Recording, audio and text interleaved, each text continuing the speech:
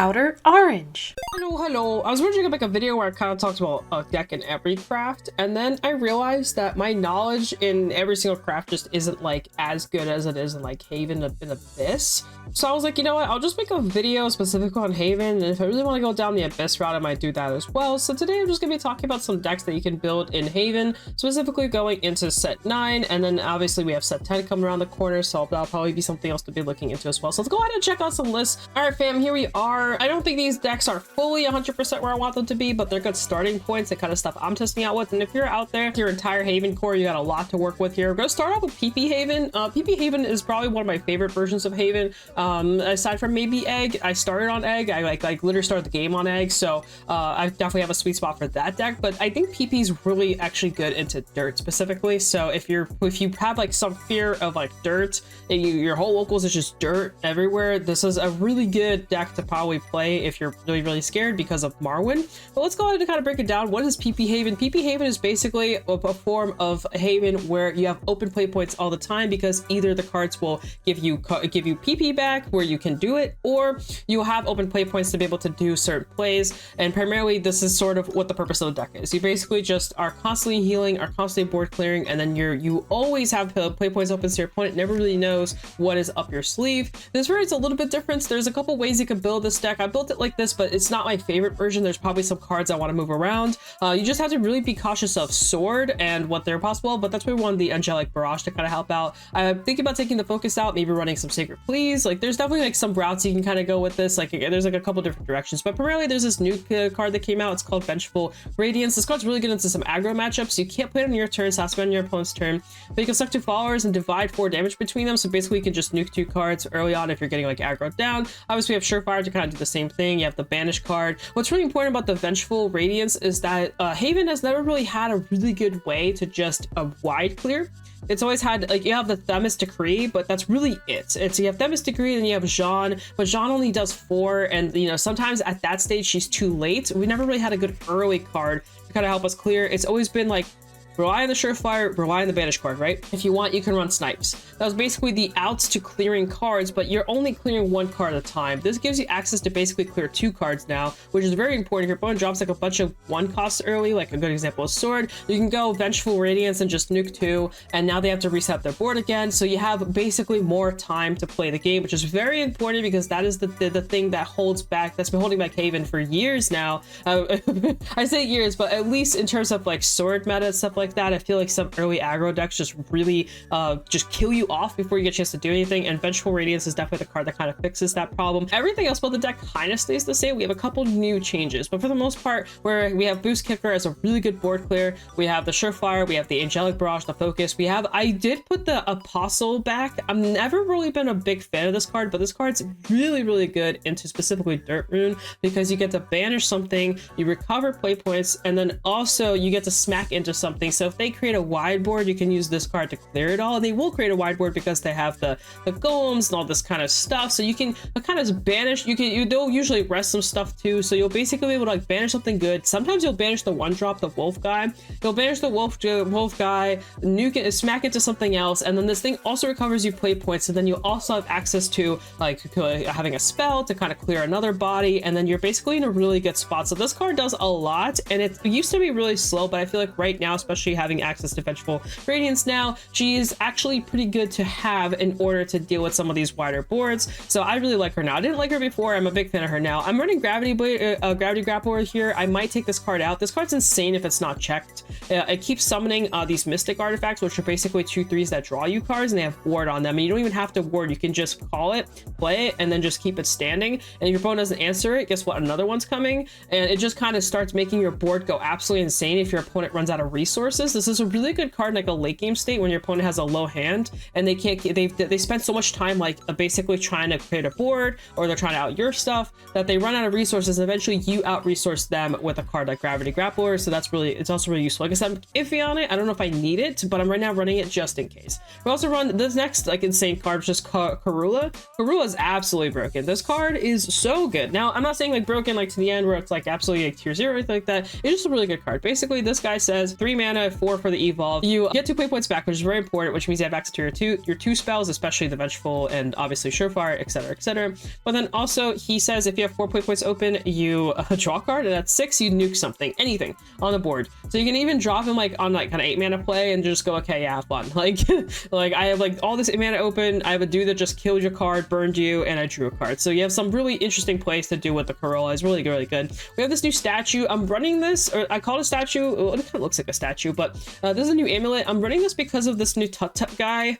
Basically this card says you can put a counter on it, and then eventually you, at the start of your main phase, if this card has at least 3 counters on it, you can bury it, search deck for a Faith, and call it out. What you can do is you can call it this card basically, and he says you can draw and then put a card from your hand to bottom of your deck, and then when he dies, because you have a play point you can work with where you can summon another version of him. Now of course if he gets banished you can't really do that, but realistically, because you always have open play points, this is like the best card to run in this deck specifically. I feel like in other decks it's not as useful for Haven just because you usually don't have play points open, but you always have play points open for this one, so it works out. Don't know if this is necessary. I'm trying it out right now because I think it's funny, just sitting there and just constantly spamming this guy over and over again. You can also, realistically speaking, because it picks up any 4 cost or less Faith, you do have other cards you can pick up. So you can pick up this card as well. So if you have open play points, you can pick it up. You can pick up, funnily enough, the Corolla is also accessible. There's a couple cards you can pick up with him. So it's not just, you know, the Tut, but the Tut is usually your best option. You can also pick up Boost Kicker. So just keep in mind, Boost Kicker is also another option that you can play out off of him. So if you feel like your opponent is like really getting like a strong board going, by the time this activates, the Boost Kicker will resolve basically for free, and then you can, for however much mana, you can just clear a board off of it. So it's basically a free Jean that you get access to through deck. So it's a really good way to just deal with the wide board, as this is like stacking up counters and you're trying to set up for other stuff.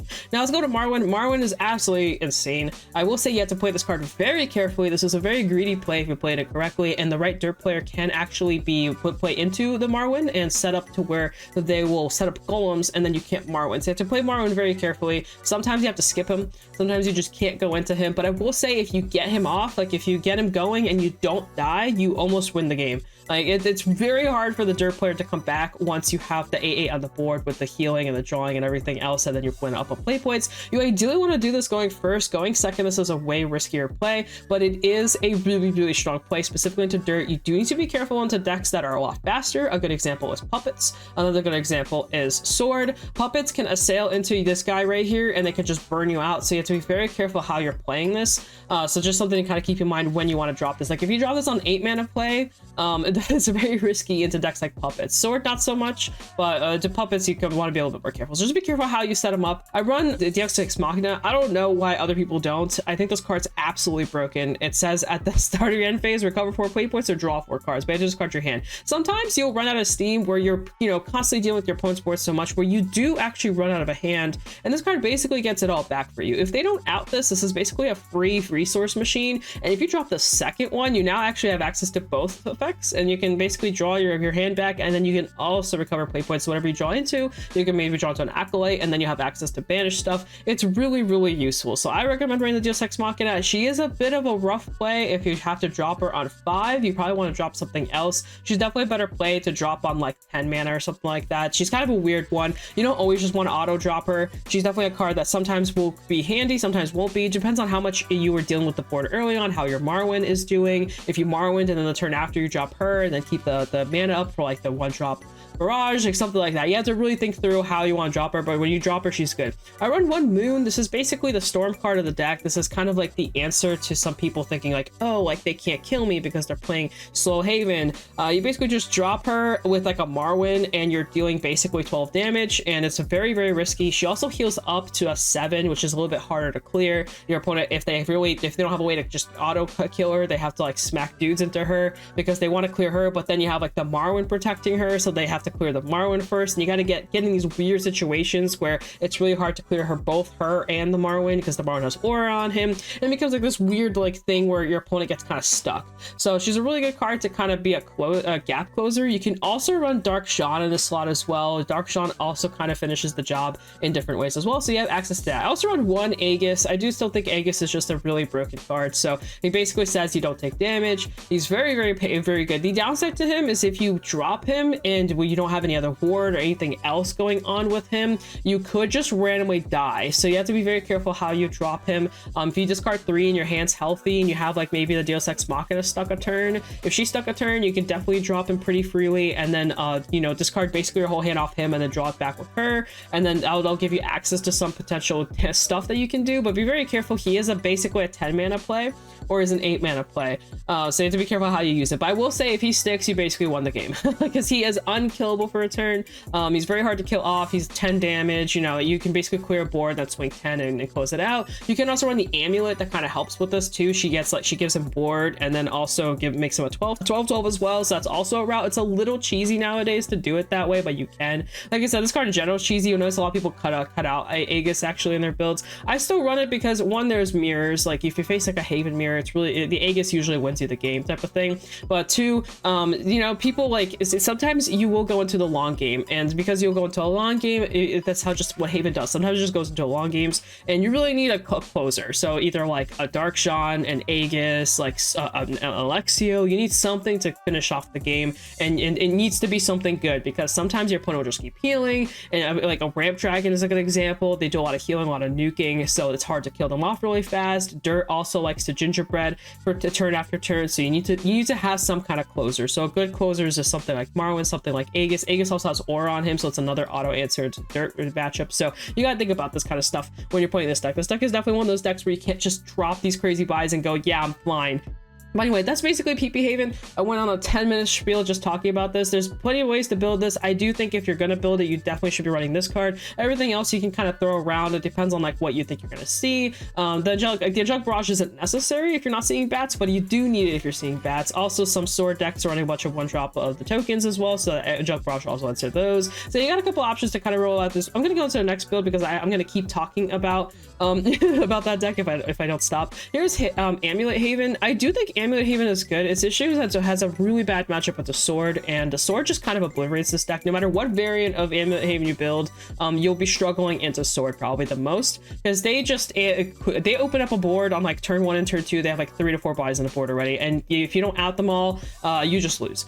Because while they're creating cards on the board, you're creating amulets, and amulets aren't killing everything on the board. You don't have access to wide board removal as fast. The Themis Decree is good, don't get me wrong, but it's a turn 5 play, and you're already sitting out probably like 8 health by the time you're on turn 5, because that's how fast sword is. So I will say into sword this matchup is rough, but into other decks isn't too bad. I don't think this deck's insane, but I do think it has some specific matchups that it just auto wins into. A good example is Duelist. Duelist cannot beat this deck at all, because you just banish all their stuff and they just lose the game. If you banish that 3-drop, if you set up for it, they just can't recover from it. They'll just, I don't remember if she's a 3-drop. It's the girl that creates the token. They just lose to it. So there's some matchups where this deck just auto wins into, and there's some matchups where this deck really struggles into. That's kind of how I feel where this deck is. I am running a little bit of a different build. I'm running the statue build.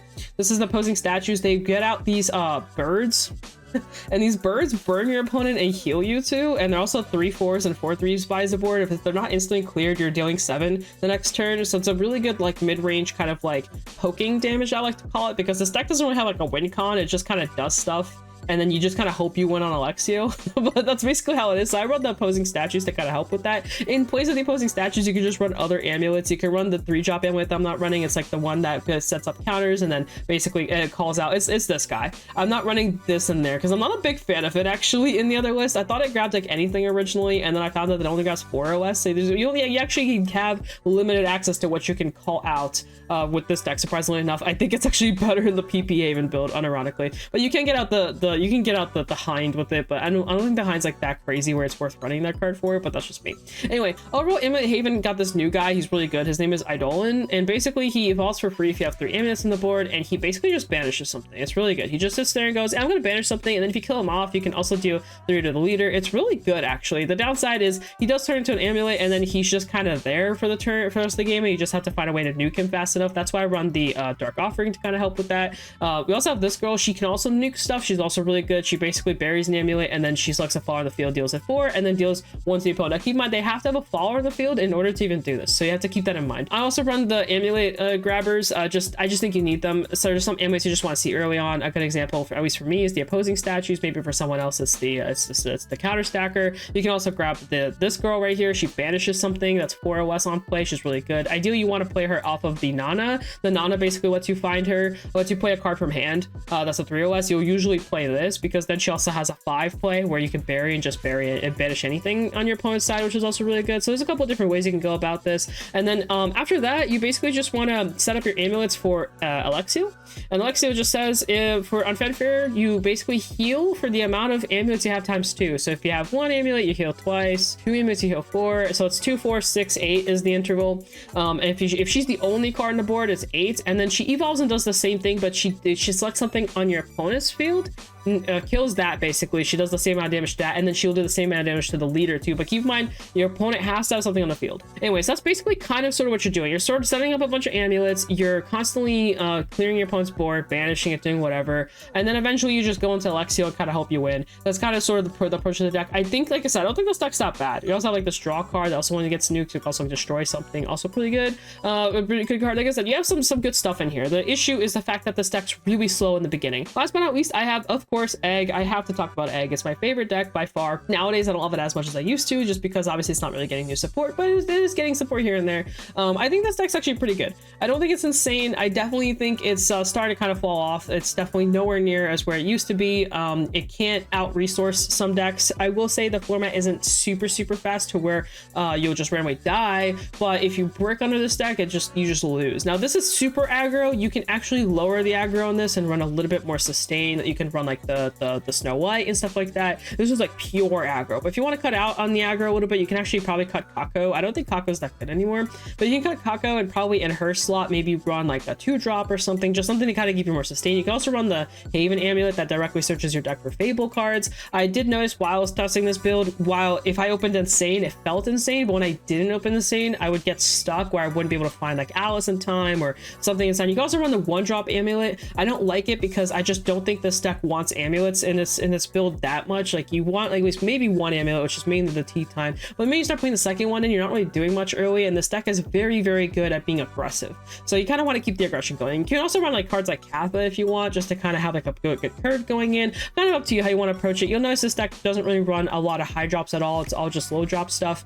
but primarily the focus of the deck is basically want to just keep dropping bodies as much as possible. You just want to drop all of these bodies over and over again until you eventually find like Alice, and then you go Alice into like the bishop, and then bishop will get you like tea time, and tea time will get you like another card on the board. You just want to set up as fast as possible. If you hit the high roll, this deck's absolutely insane, but if you hit the low roll, this deck does like nothing, and it has like no in between with this version at least. You could probably, like I said, mix and match a little bit, but I will say it's not the best deck in the world, but it's not the worst either. It's kind of like a weird in between. The Meowscles really helps too to kind of close out some gaps if you need to. It deals damage. It's a really good 2-drop to drop on turn 2. I also run Fina. I think Fina is actually really good in this specific format because you can nuke something with the 1-drop, or you can grab any of these 1-drops, which is also really good for you. So you have kind of like a lot of options on which way you want to go. Here's the evolve zone down here. Nothing too crazy. I'm blocking the Peon Prince, but there's a Peon Prince back here as well. I don't really like this evolve. That's what I'm saying. I'm thinking about cutting the Kako just so I can bump up like my egg again, or maybe add in the second Peon, or maybe add in the second book. I don't know. I don't like the fact that I only have like 1 book. I've had so many games where I have like the book in hand. I'm like, man, this would be so good here if I could evolve it, and I can't. But yeah, like I said, this deck is definitely kind of a weird spot right now. I do think it's better with some of the new cards coming out in the next set, but I will say this is probably the weakest of what I'm showing so far. It's either this or the Amulet Haven. I don't know which one's weaker. I think under, like I said, under high roll conditions, this deck's insane. Like if you high roll, you high roll. Like you can do a cool play where you go tea time into the bishop, evolve the bishop, check his top 5, go into another tea time, and then tea time will find you another card. You can do that. It's a really it's a 5-mana play total, because she'll be 4, and then you evolve this for 1 because it'll be on the board, and then his ability will get you another any Fable card, which ideally you want it to be tea time, and then tea time will get you another card. It's a very like insane high roll, but if you hit it type of thing. It's like absolutely nuts. That's all I have for this. I want to show you guys these 3. There is a couple more. You can also build Stormward Haven. I actually think there's some room for it. I'm not as familiar with Stormward Haven, so I decided to not make a build for it. I don't want to make something super terrible, something I didn't really test. best. There's like the new Jeans that came out. There's a new Angel dude that came out. It's like a Heavenly Sword guy. It's like a 3/7 that also has Storm Reward on him. There's definitely room to probably create something in there. I'm just not as good on that deck, and my knowledge isn't as crazy. I also know that deck's super big number brain deck. We have like, you have like a lot of stacking. You're constantly doing on all your dudes and buffing them up, and you just hope you don't get them as to creep to hell. I think out of these three, if you really want to try a build, I highly recommend the PP build. I think it's just really good. Thank you so much for watching. Hope you guys enjoyed this video. VidioCards.shop, code orange if you need any of your goodies or any cards. You can also check out BCW Supplies. Use my orange10 code to get some supplies. Whatever you may need, you get 10% off and all that kind of fun stuff. On that, guys, peace out. Das Vidano. See you guys in a future video. Bye.